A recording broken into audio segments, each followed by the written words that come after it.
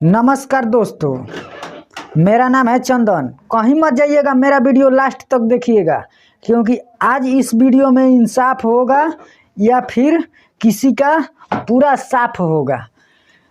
आप सभी लोग जानते हैं कि हमारे इस भोजपुरी इंडस्ट्री में आज तहलका मचा हुआ है। वो तहलका क्यों मचा हुआ है, किसके चलते मचा हुआ है? आप बता सकते हैं किसके चलते मचा हुआ है? और मचा हुआ भी है तो उसका क्या रीजन है, क्या कारण है उसका? हम सुपर स्टार है, हम पावर स्टार हैं। क्या स्टार है? कौन स्टार बनाया है तुमको? आज 2 रुपया हो गया तुम्हारे पास, आज फॉर्च्यूनर गाड़ी में चढ़ने लगे और घूमने लगे तो समझ रहे हो कि हम पावर स्टार हो गए। पावर स्टार इसको नहीं कहते हैं, पावर स्टार खुद इंसान दिल से बनता है, समझे? अगर पावर स्टार ही बनना है या सुपर स्टार ही बनना है तो गरीबों के लिए कुछ करके दिखाओ, तब पावर स्टार या सुपर स्टार कहलाओगे। ई ना कि स्टेज पर चढ़ गए, स्टेज पर चढ़ गई लो हम पावर स्टार हनी, हम सुपर स्टार हनी। का होला सुपर स्टार? सुपर स्टार माने का होला, समझ में आवेला? चढ़ के आ 2 पैक मारी के आ कहत रह हम पावर स्टार हनी, हम सुपर स्टार हनी। तू तो बिहार के एकदम, हम अब का कहीं, हमार तो एकदम जब ले देखले बानी वीडियो तब ले हमार मिजाज एकदम सनक गइल बटुए। बिहार के नाम तू हम लोग तो एकदम माटी में मिला के रख देले बड़ा लो मर्दे।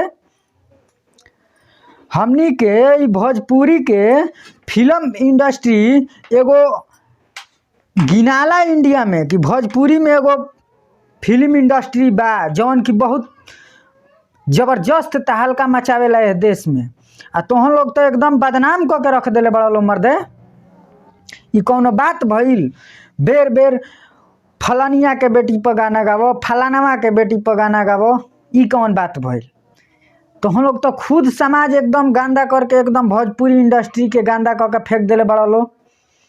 तारा लोग के तनियो मनी अकल नहीं के, पैसा आ गइल बस काम हो गइल।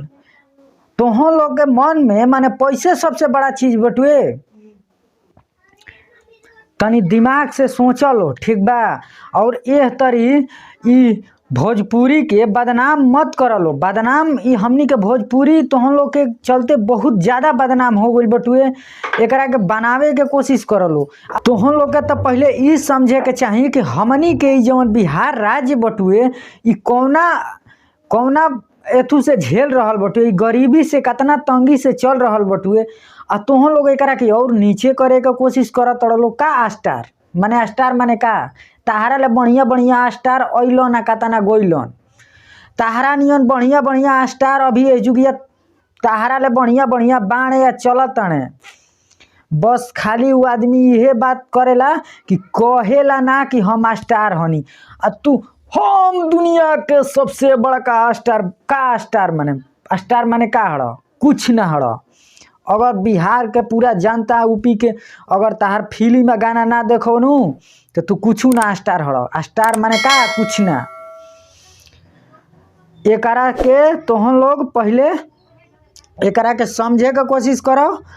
आ ई बात ना उठे के चाहिए कि हम स्टार हनी तो हम हई हनी तो हम हऊ हनी।